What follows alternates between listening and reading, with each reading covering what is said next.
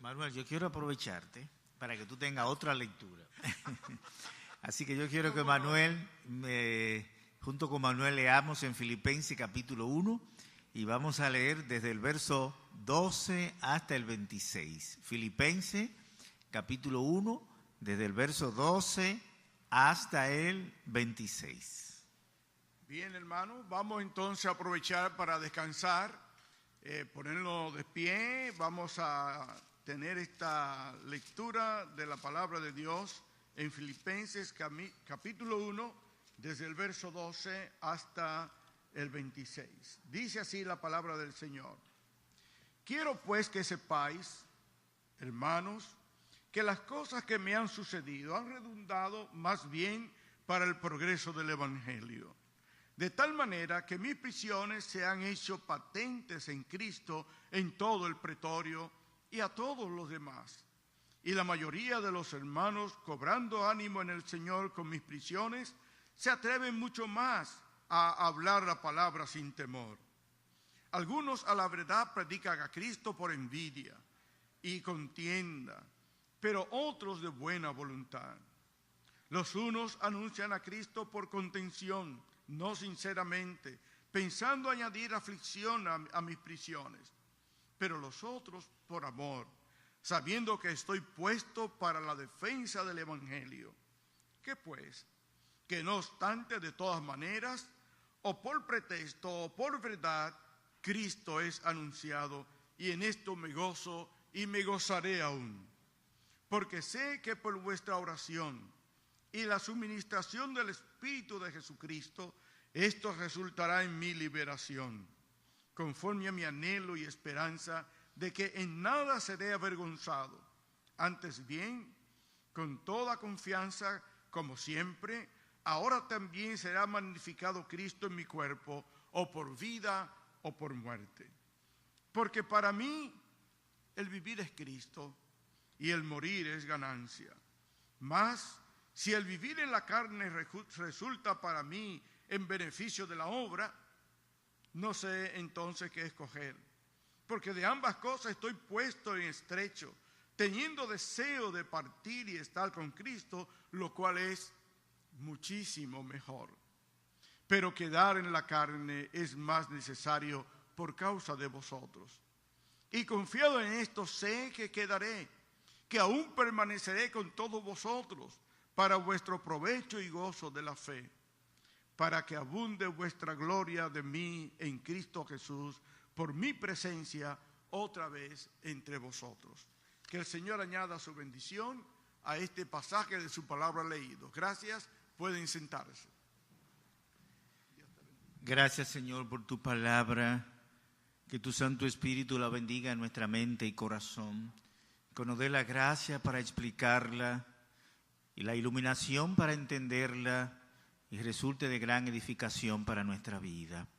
Gracias, Señor. Estamos en la presencia del Dios Todopoderoso y estamos clamando en el nombre de Jesús una bendición para estos amados hermanos. Que la gracia de Dios se multiplique grandemente en esta congregación. Que tú te glorifiques a través de tu pueblo. En el nombre de Jesús, nuestro Señor. Amén. Cuando el mal toca a la puerta de mi prójimo, es muy fácil la consolación. Pero cuando el mal toca a mi puerta, que es difícil es consolar. Todos los creyentes y todas las iglesias pasan por tiempos de prueba, de dificultades y de vicisitudes. En el mes pasado visité una amada congregación y una hermana me dijo, ore por nuestra iglesia. Estamos pasando por muchas pruebas. Mi esposo acaba de perder a su hijo. El esposo de una hermana murió en circunstancias no muy bien aclaradas. Y la sobrina de una hermana fue asesinada por su expareja delante de su niño. La iglesia estaba conmovida. Esas experiencias no son únicas. Todos nosotros pasamos, sea como creyente, sea como iglesia, por esos periodos de prueba escalonada. ¿Ha abandonado Dios a su pueblo? ¿Puede la iglesia sobreponerse a esa circunstancia? ¿Puede salir victorioso en medio de los sufrimientos, de las pruebas y de las vicisitudes? ¿Puede haber para nosotros triunfo en medio de las dificultades de la vida? ¿Puede haber triunfo, hermanos, para nosotros? Claro que puede haber triunfo. Y el secreto del triunfo en medio de las vicisitudes y de la prueba es el recurso por el gozo del Evangelio. Independientemente, dice Pablo, de mi circunstancia, si hay avance y progreso en el Evangelio, con esto me gozo y me gozaré aún.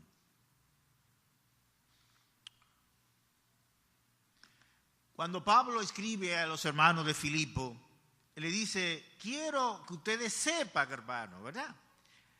Pablo ahora pasa a hablar, a tratar con ellos las circunstancias por las cuales él ha pasado. Y entonces, él le dice, yo quiero que ustedes sepan, hermanos, cuáles han sido mis circunstancias, que han servido ¿para qué? Para el progreso, para el avance, para la extensión del Evangelio. Entonces Pablo dice, lo que yo he sufrido no importa, si esto redunda para el progreso del Evangelio, para el avance del Evangelio, para la extensión del Evangelio. Así es que lo que vamos a hablar en esta noche con la ayuda del Señor es el recurso del gozo por el avance del Evangelio. El recurso del gozo por el avance del Evangelio. Pablo tenía gozo por el avance del Evangelio aún en medio de la oposición externa, de la oposición de los de afuera. ¿Cuánto sufrió el apóstol Pablo? Él aquí relata un poquito esos sufrimientos, aquí en 2 de Corintios. Dice Pablo, antes bien nos recomendamos en todo como ministro de Dios, en mucha paciencia, en tribulaciones, en necesidades, en angustia. Y sigue diciendo Pablo, en azotes, en cárceles, en tumulto, en trabajo, en desvelo, en ayuno. Y esto es un pequeño avance, un pequeño resumen de todos los sufrimientos que el apóstol Pablo había tenido. Él escribe esta carta a los Corintios en su tercer viaje misionero, cuando estaba en Éfeso, alrededor del 55 al 56, y ya para el final de su tercer viaje misionero, cuando él está en Corinto, entonces escribe la epístola a los romanos. Habiendo terminado él su tercer viaje misionero, ahora su objetivo era Roma y más allá. Y escribe la carta de Roma a los romanos alrededor del 56, 57 después de Cristo, y la envía con la hermana Febe. Él está lleno de una gran expectativa. Y dice Pablo, rogando que de alguna manera tenga al fin, por la voluntad de Dios, un próspero viaje para ir a vosotros. Así que Pablo visualizaba un viaje próspero. Pablo visualizaba su llegada a Roma ante la multitud de la capital imperial. Predicar el evangelio a multitudes. Ese era su deseo más profundo. Un próspero viaje. Pero ¿qué pasa, hermano? Los pensamientos de Dios son diferentes a los pensamientos nuestros. De Corinto, Pablo volvió otra vez a Macedonia y regresó de nuevo a Jerusalén. Y cuando regresa a Jerusalén, Pablo es apresado. Así que Pablo experimenta ahí un encarcelamiento en Jerusalén y después pasa a Cesarea Marítima, ¿verdad? Y entonces, en Cesarea Marítima, Pablo dura 2 años preso ahí en Cesarea Marítima. Y después de 2 años se decide su traslado a Roma. Y entonces Pablo comienza ese viaje a Roma. Qué viaje tortuoso, ¿eh? El huracán, el naufragio. Y por la gracia de Dios y la intervención milagrosa del Todopoderoso llegan a la isla de Malta, solo salvo por la gracia de Dios. 2 años, 3 años, 4 años antes, Pablo había escrito rogando, hermano querido, que tenga al fin por la voluntad de Dios un próspero viaje para ir a vosotros. Pablo no se imaginaba el tipo de viaje que iba a tener. Hermano, nosotros no conocemos el futuro, solamente sabemos algo, que estamos en la mano del Dios Todopoderoso. El gran apóstol de los gentiles llega a Roma en circunstancia no prevista. Un viaje tortuoso y llega encadenado. Así es que en medio de toda esta oposición de los de afuera, de los que se oponen al Evangelio, Pablo llega a Roma. Y ahí está en la cárcel en Roma. Y cuando llega a la cárcel en Roma, los hermanos de Filipo se enteran de que Pablo está preso, reúnan una ofrenda y la envían con Epafrodito. Y Pablo está contento de recibir la ofrenda y de recibir a Epafrodito. Pero está preocupado por el impacto que su encarcelamiento haya producido en los hermanos de Filipo. Hermanos queridos, muchas veces pasamos por pruebas y una de las preocupaciones nuestras en las pruebas no solamente por lo que nosotros estamos sufriendo, sino por lo que los otros piensen. A veces las pruebas por las que nosotros pasamos impactan negativamente a otros. No debiera ser. Y Pablo no quiere que eso sea así. Entonces le escribe a los hermanos de Filipo. Le dice, quiero que ustedes sepan, hermano, quiero que ustedes sepan, quiero que ustedes estén informados, quiero que ustedes estén conscientes que las cosas que me han sucedido no ha sido para descrédito ni para nada negativo con relación al Evangelio. Y quiero que ustedes sepan, hermano, que a pesar de las circunstancias por las cuales estoy pasando, no me siento triste, ni estoy desanimado, ni estoy amargado. Al contrario, estoy lleno de gozo, de gratitud y de alabanza a mi Dios. Así que Pablo entonces le escribe a ellos, no quiero que ustedes piensen que las circunstancias, las pruebas y dificultades por las cuales yo estoy pasando, en ningún momento me han desanimado. Ahora, ¿por qué? Número 1, por los beneficios para los no creyentes. Hermano, nosotros nunca entenderemos los caminos de Dios. Pablo dice, estas circunstancias adversas por las cuales yo estoy pasando están redundando para bien de los no creyentes. Están redundando para bien de los no creyentes. De tal manera que mis prisiones se han hecho patentes en todo el pretorio y a todos los demás. Ahora, ¿qué es el pretorio? Se utilizaba esta palabra pretorio para referirse a la residencia del gobernador romano en Jerusalén. Así que cuando el gobernador romano iba a Jerusalén tenía una residencia y esa residencia se llamaba el pretorio. La palabra pretorio también se utilizaba para referirse al palacio del gobernador en Cesarea Marítima, porque Cesarea era el lugar donde normalmente residía el gobernador romano y donde administraba la provincia, tanto de Siria como de Palestina. Entonces, el pretorio se utilizaba para referirse al palacio del gobernador. Pero la palabra pretorio también se utilizaba para referirse a la guardia pretoriana. Este es el sentido en este texto. La Biblia de las Américas traduce de tal manera que mis prisiones por la causa de Cristo se han hecho notorias en toda la guardia pretoriana. Aquí, en ese pasaje, el pretorio se refiere a la guardia pretoriana. La guardia pretoriana era un cuerpo de élite, era el cuerpo de guardia escogido del emperador bajo las órdenes de un prefecto. La guardia pretoriana eran alrededor de 13,000 soldados italianos libres. Ellos servían por un periodo de 12 a 16 años y para garantizarles su fidelidad eran protegidos del emperador. Recibían la paga más alta de todos los soldados, recibían una indemnización y estaban bajo el liderazgo de un prefecto. Eso era esta guardia pretoriana. Cada 6 horas se producía un cambio de guardia. Cada 6 horas se producía un cambio de guardia. Así que Pablo está encarcelado y está sujetado con una cadena a estos guardias, a la guardia pretoriana. Y cada 6 horas había un cambio de guardia.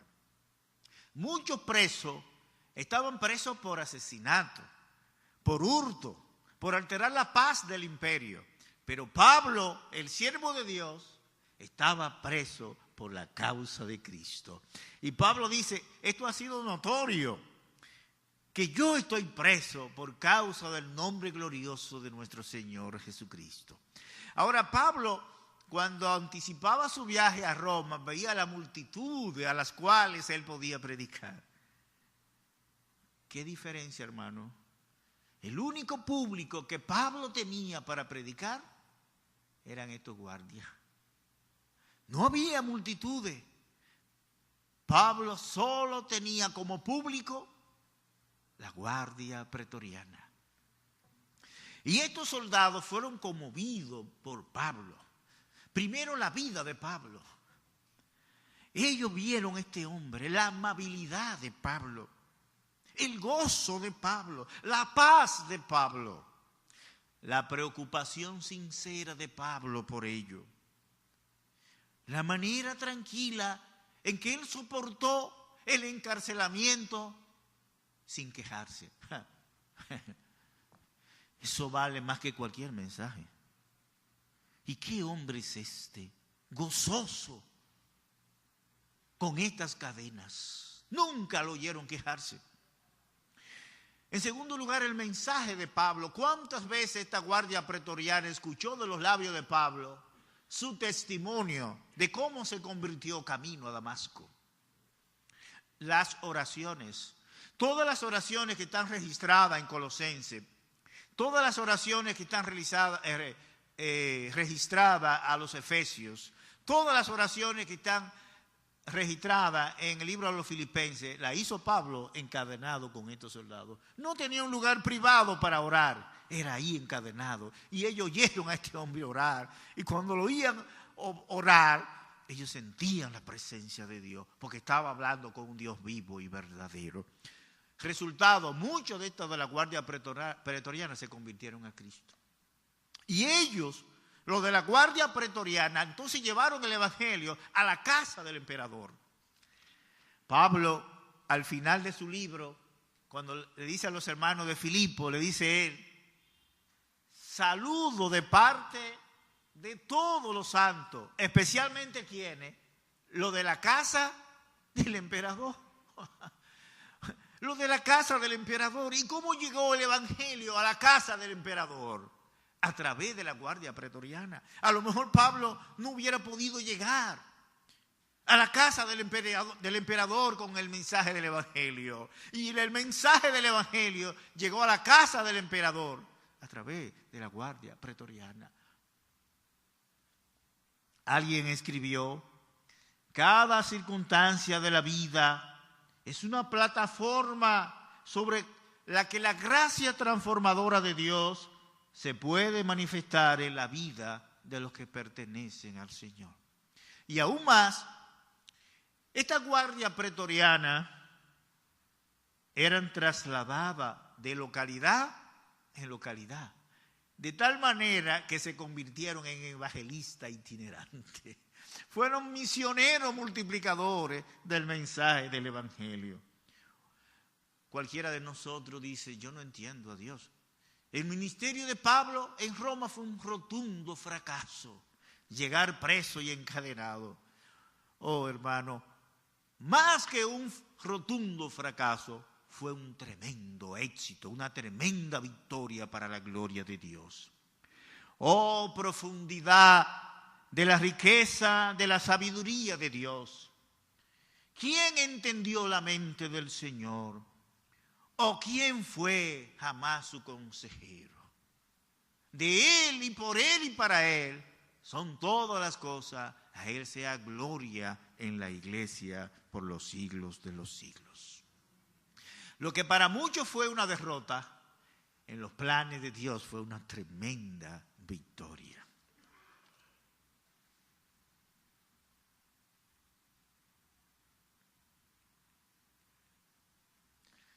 Paulo Orosio fue un teólogo e historiador del siglo IV. Él nació en Braga, lo que hoy es Portugal. Él es conocido por su amistad con Agustín de Hipona y por participar con él, con Agustín, en algunos de sus escritos, en algunos capítulos de su famoso libro La ciudad de Dios. Paulo Orosio también es conocido por su libro más importante, Historia contra los paganos. Alrededor del año 415, cuando los bárbaros germánicos invadieron a Roma, él escribió, o más que Roma, toda Europa occidental: si solo para esto los bárbaros fueron enviados dentro de las fronteras romanas, para que por todo el occidente y el oriente la iglesia de Cristo se llenase de diversos e innumerables pueblos de creyentes, loada y exaltada de ser la misericordia de Dios, porque han llegado al conocimiento de la verdad tantas naciones que no hubieran podido hacerlo sin esta ocasión, aunque esto sea mediante nuestra propia destrucción. Así que este hombre, como Pablo, no le importaba su seguridad personal y física con tal del progreso del evangelio. Así que Pablo está contento por su circunstancia, porque han redundado para beneficio de los no creyentes. Pero en segundo lugar, Pablo está gozoso porque han redundado para beneficio de los creyentes. Dice Pablo: gracias a mis prisiones, ahora muchos más hermanos se atreven a testificar con valor, ¿verdad? Se han atrevido a anunciar sin temor la palabra de Dios. Antes de las circunstancias por las cuales Pablo estaba pasando, muchos de los creyentes de Roma estaban llenos de temor. Pero ahora están llenos de valor, inspirados en el ejemplo del apóstol. Si Pablo podía predicar la palabra dentro de los barrotes de la cárcel, ellos podían predicarla fuera de los barrotes. Así es que las circunstancias por las cuales Pablo estaba pasando redundaron de bien para la iglesia, porque le dieron valor para testificar. Hermano, en el día de hoy hay una iglesia perseguida. No sé, no estoy seguro, pero creo que el 6 de noviembre es el día dedicado a la oración por la iglesia perseguida. Nosotros que vivimos como vivimos, creemos que todos los creyentes están como nosotros. ¿Qué hay de los creyentes de los países islámicos? Que lideran la persecución contra los cristianos. Y muchos países comunistas. Bueno, uno le da pena la situación de Venezuela, cómo están los hermanos allá en Venezuela. Así es que no nos olvidemos de orar por la iglesia perseguida y de inspirarnos en el ejemplo de ellos. Los que sufren por el nombre de Cristo, que sea un estímulo para nosotros testificar con valor el nombre glorioso de nuestro Señor y Salvador Jesucristo. Así que Pablo está contento, ¿verdad? A pesar de sus circunstancias, aún en medio de la oposición de los de adentro, aún en medio de la oposición interna, de la oposición externa de los de afuera. Pero en segundo lugar, Pablo está contento aún a pesar de la oposición interna. Hermano, una de las cosas más tristes que muchas veces sufrimos, no solamente por los que están fuera, muchas veces sufrimos por los que están dentro. Y Pablo había sufrido por los que estaban fuera, pero también está sufriendo por lo de adentro. Por lo de adentro. ¿Qué dice Pablo? Algunos a la verdad predican a Cristo por envidia y contienda, no de buena voluntad. Algunos anuncian a Cristo por contención, no sinceramente, pensando añadir aflicción a mis prisiones. Pero dice Pablo, pero otro por amor, sabiendo que estoy puesto para la defensa del Evangelio. Había mucha motivación para predicar a Cristo, y eso es bueno. Pero no todas las motivaciones eran correctas, ¿verdad que no? Había motivaciones incorrectas. Algunos predicaban a Cristo por envidia. Y otros predicaban a Cristo por contienda, ambición egoísta, rivalidad, competencia. Pablo dice, no importa, yo me gozo, porque hay otros que lo hacen de buena voluntad, hay otros que lo hacen por amor. Así que algunos predican a Cristo con motivaciones incorrectas, pero otros lo hacen de manera correcta, de buena voluntad, y lo hacen por amor, lo hacen por amor. Así que Pablo dice que yo me gozo. ¿Por qué? Porque lo importante para él es que sea por competencia, sea por rivalidad, Cristo es anunciado, ¿verdad? Y en esto me gozo y me gozaré aún. Hay hermanos en la iglesia que a veces trabajan nada más por... Pero no importa la motivación, lo importante es que Cristo sea anunciado. Ahora, hermano, yo observo al apóstol Pablo y digo, oh Señor, ¿cuántas veces he fallado? Porque muchas veces uno no responde como respondió el apóstol Pablo. Él mostró una extraordinaria magnanimidad y pureza de intención. Pablo, en vez de ver su sufrimiento aumentado por la rivalidad, por aquello que decían, Pablo está preso, es por falta de fe. Pablo está preso porque tiene un pecado oculto. Una de las cosas que más le duele, hermano, es cuando a veces uno está pasando por ciertas pruebas, como persona o como iglesia, y entonces escucha un comentario de una iglesia hermana. Eso es un pecado oculto, eso es aquello, eso es lo otro. Y así estaban diciendo de Pablo. Pablo está preso por un pecado oculto. Y otros lo decían, es porque por falta de fe que está preso. Sin embargo, Pablo no se sintió más triste. No. En medio de toda esa circunstancia difícil, él no se sentía dolido, ni tampoco se sintió tentado a buscar la simpatía de otro, ¿verdad? Así es que Pablo decía, en esto me gozo y me gozaré aún porque Cristo es anunciado. El doctor Ravi Zacarías es uno de los escritores a quien yo más admiro. Y dice él que los cristianos no deben luchar como asno, sino como caballo. Los asnos cuando están luchando y tiran patadas, se golpean ellos unos con otros. Los caballos no, golpean a los enemigos. Y muchas veces los cristianos parece como que luchamos uno con otro, como si sintiéramos placer con los problemas y las dificultades de los otros. El ejército norteamericano tiene una norma. Y esa norma dice que nuestro ejército no deja caído a ningún soldado en batalla.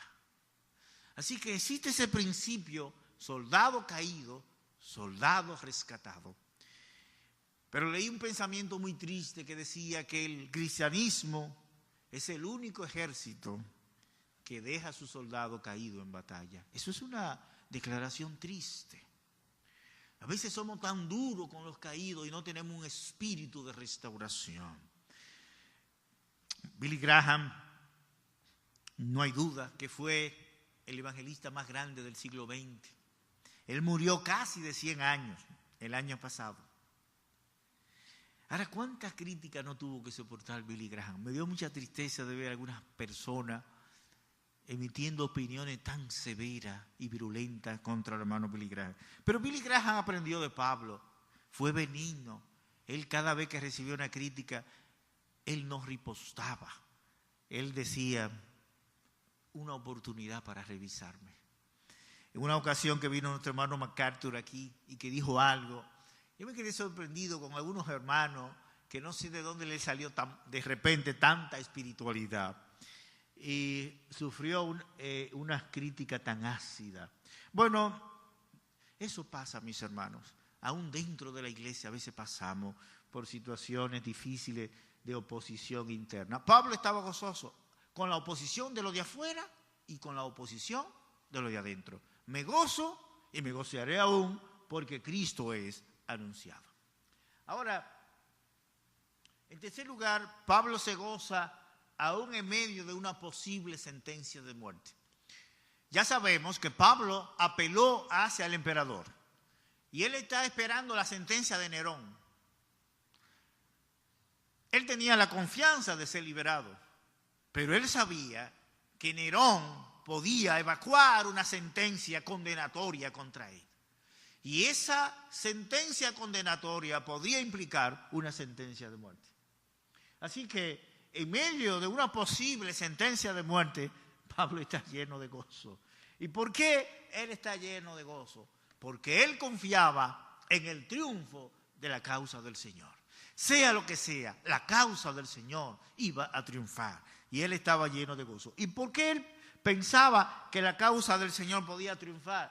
En primer lugar, debido al clamor del pueblo de Dios. Dice él, porque sé que por vuestra oración.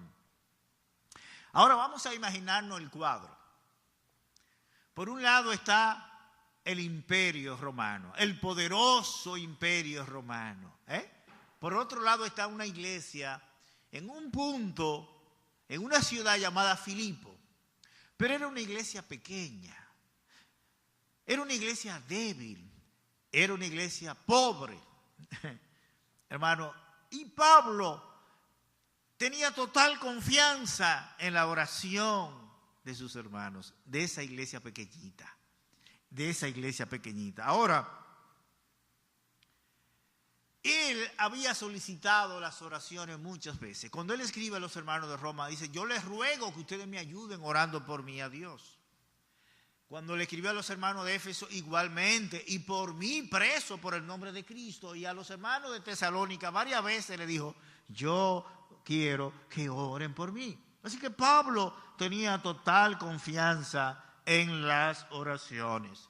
Y no solamente Pablo, cuando Pedro estaba preso, la iglesia reunida en la casa de Juan Marco hacía sin cesar oración a Dios por Pedro. Por eso dice Santiago que la oración eficaz del justo puede mucho.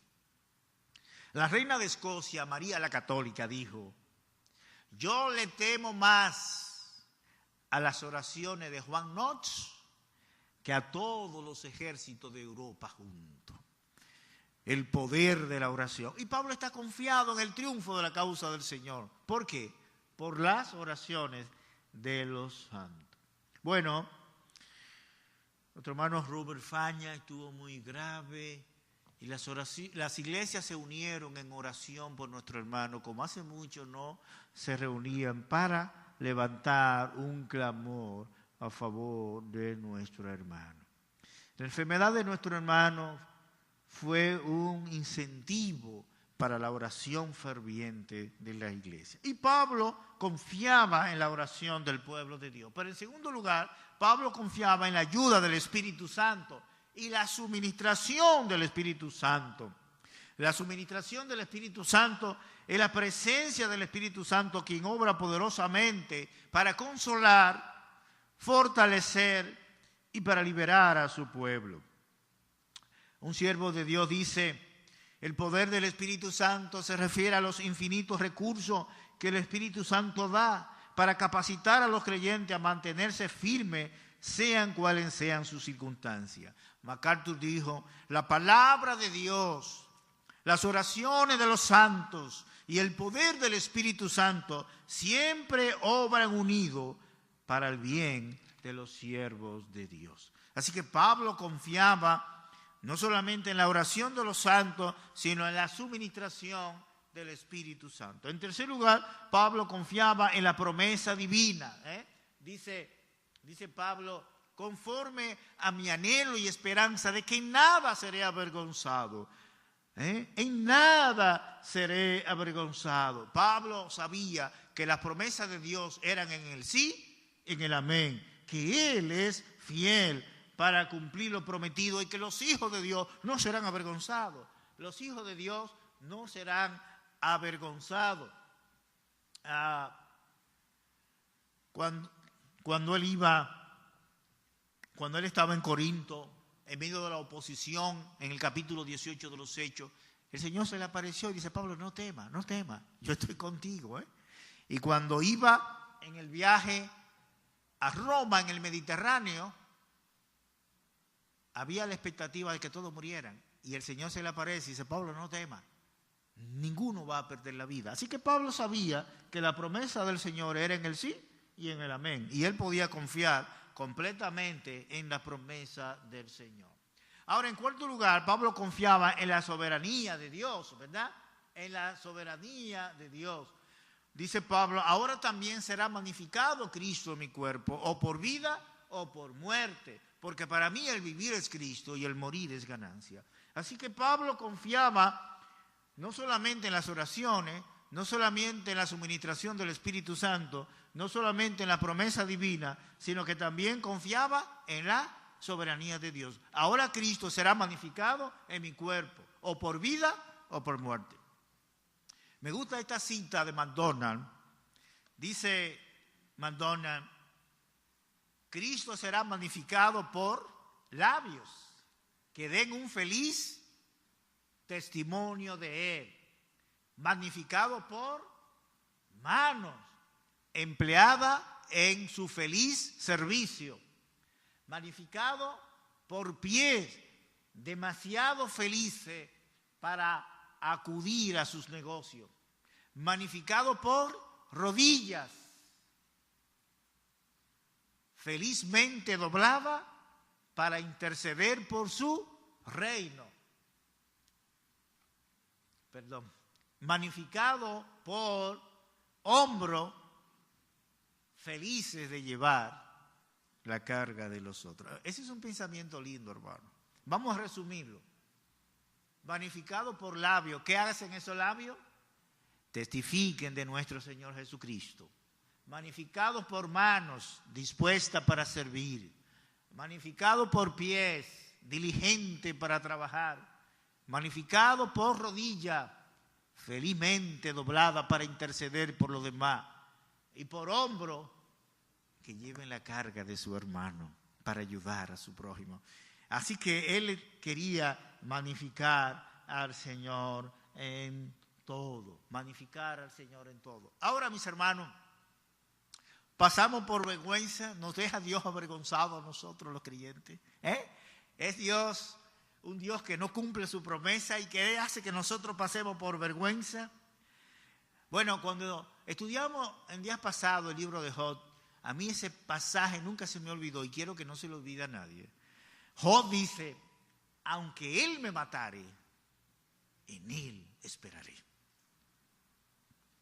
Ustedes recuerdan los amigos de Daniel, Sadrach, Mesach y Abednego.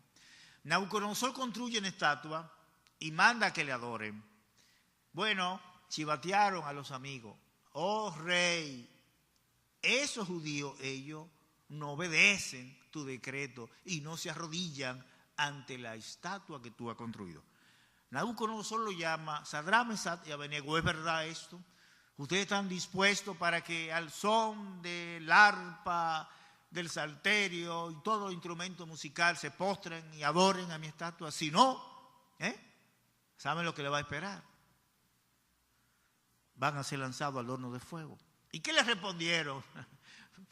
Oh rey, no hay necesidad de que te respondamos sobre eso.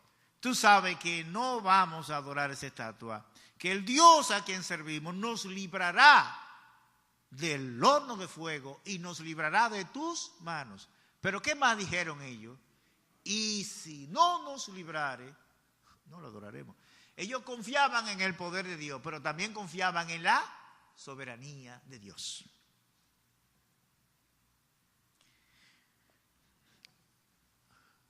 Nuestra iglesia nos unimos muchas veces, gemimos delante de Dios, gemimos por Robert Faña, clamamos con intensidad y creíamos de que Dios iba a hacer un milagro. Sabía, cuando yo lo fui a ver, de que ningún tratamiento médico iba a ser efectivo en él. Lo supe desde que yo lo vi. Pero ¿hay algo difícil para Dios? No lo hay. Y teníamos la certeza de que Dios iba a hacer un milagro. Más pronto de lo que pensábamos, recibimos la noticia del fallecimiento de Robert Faña. ¿Qué pasó, hermano? ¿Falló Dios? ¿Salimos avergonzados? En ninguna manera. La soberanía de Dios. Una cosa que nunca debemos olvidar es que Dios obra de acuerdo a sabiduría divina perfecta. Dios obra de acuerdo a sabiduría divina perfecta. Aunque pasemos por tantas circunstancias en nuestra vida que no comprendamos, siempre pensemos, Dios obra de acuerdo a sabiduría divina perfecta. Estamos en una reunión y cuando estamos pasando revista a los pacientes que recién había sido operado del corazón, había un paciente que era difícil, una cirugía difícil. Y cuando le pregunto a uno de los residentes, ¿y cómo está fulanito de tal? Dice, muy bien. Ha sido el paciente que mejor salió de todo. Digo, alabado sea Dios, la obra de Dios. Dice uno de los médicos que estaban ahí, ay, ¿por qué no salvó al otro que murió? Entonces salvó a ese, pero no salvó al otro. ¿Por qué entonces si Dios salvó a este, no salvó al otro? Y dije, bueno, porque Dios actúa de acuerdo a sabiduría divina perfecta. Y porque donde la fe ve gracia, la incredulidad ve desgracia. Bueno, se cayó el compañero. Dios es soberano. Y aunque Él me matare, en Él esperaré. Porque Él utiliza todo para que todas las cosas concurran para el bien de la gracia de Dios.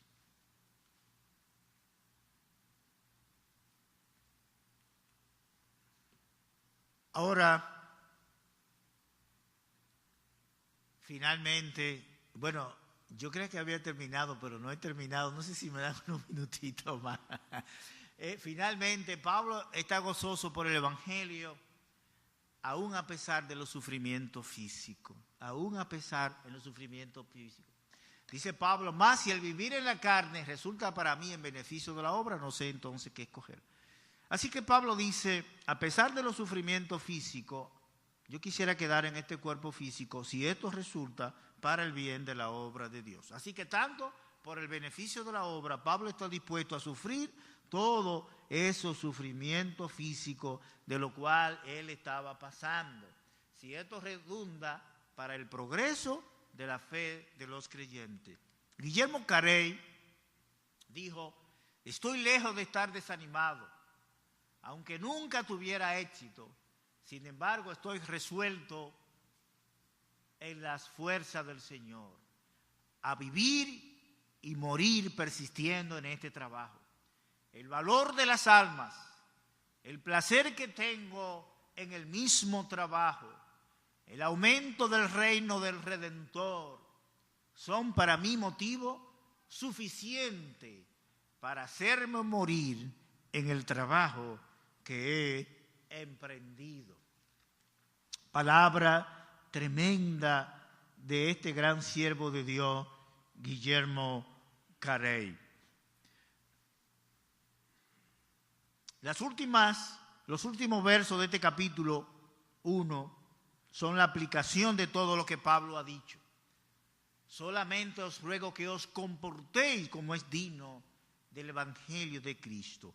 Esa palabra comportéis habla de la conducta, de la conducta que tiene que tener un ciudadano. Y viene del griego politeumor, que viene de polis. La polis eran famosas en Grecia como en Roma. Se referían a la ciudad de estado.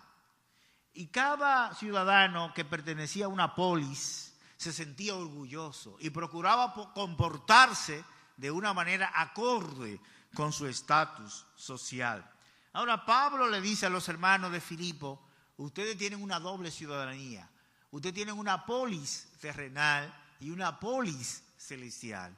Ustedes son ciudadanos de este mundo y son ciudadanos del cielo. Más que preocupados por comportarse socialmente, deben estar preocupados por comportarse como es digno del Evangelio de nuestro Señor Jesucristo. Y esa conducta del creyente deben estar caracterizada por dos tipos de unidad. Número uno, unidad de principio. Y esa unidad de principio tiene que ver con una vida piadosa, como hablamos el domingo, y tiene que ver con una vida de integridad. Pero esa unidad no solamente tiene que ser de principio, tiene que ser una unidad de acción. Y esa unidad de acción tiene que ver con el valor para testificar de Cristo. Y tiene que ver con el valor para sufrir por Cristo. Unidad de principio, vida piadosa, vida íntegra. Unidad de acción, valiente en el testimonio y valiente en el sufrimiento por la causa de nuestro Señor Jesucristo. En conclusión, mis hermanos, ¿cómo podemos tener victoria sobre el sufrimiento, la prueba y la vicisitud de nuestra vida, que nos vienen a través de la persecución externa, burla, etcétera, o de la oposición interna de nuestros amados hermanos que sin querer hablan cosas que nos hieren, o de una expectativa de muerte? Tenemos una biopsia y no sabemos qué resultado tendrá esa biopsia. ¿Será un cáncer benigno o será, un tumor benigno o maligno? Tenemos esa expectativa, un tratamiento. ¿Será efectivo este tratamiento o no? Expectativa de muerte o a través de grandes sufrimientos físicos por los cuales estemos pasando. ¿Cómo vamos a triunfar? El recurso del gozo por el avance del Evangelio. No importa mi condición, hermano, lo único que nos debe importar a nosotros tiene que ser el avance del Evangelio y decir como Pablo, ahora será magnificado Cristo en mi cuerpo, o por vida o por muerte. J.L. Kraft fue el más grande misionero alemán del siglo XIX. Él fue descubridor del monte Kilimanjaro, el más alto de África. Y él dijo, aunque yo sucumba, nada importa, porque el Señor es siempre Rey. Él hará triunfar su causa en el día deseado. No nos olvidemos, hermano, Él hará triunfar su causa, ¿cuándo? En el día deseado. Guillermo Carrey, en medio de tanto sufrimiento en la India, él pronunció una frase lindísima: la causa de Dios triunfará. Y quiero decir, hermano, la causa de Dios triunfará en esta iglesia. El Señor se glorificará en su tiempo, en el tiempo deseado por Él, por su soberanía, por su sabiduría divina. Bendito Señor sea tu nombre. Gloria y alabanza a ti por la vida insuperable del apóstol Pablo. En medio de las circunstancias tan difíciles por las cuales él estaba pasando, él estaba gozoso por el progreso del Evangelio, por el avance del Evangelio, por la extensión del Evangelio. Nosotros te alabamos y te glorificamos porque tú eres Dios soberano, que ordena todas las cosas de acuerdo a tu sabiduría divina perfecta y que cooperan a bien para la gloria de tu nombre y para el crecimiento del reino de nuestro Señor Jesucristo.